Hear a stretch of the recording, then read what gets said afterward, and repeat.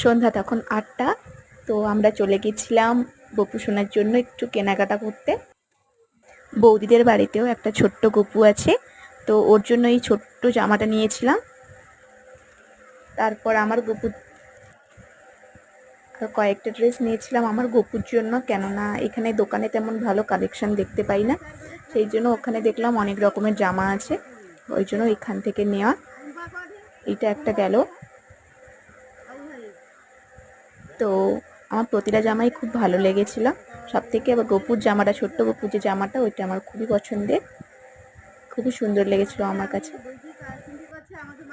তো দেখুন, আর একটা হলো ওই গ্রিন কালার টাইপের, এটাও আমার খুব ভীষণ পছন্দের জামা।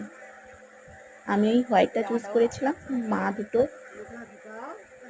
মানে এই গ্রিনটা আর একটা যে আগের যেটা দেখালাম ওইটা মা চয়েস করেছিল।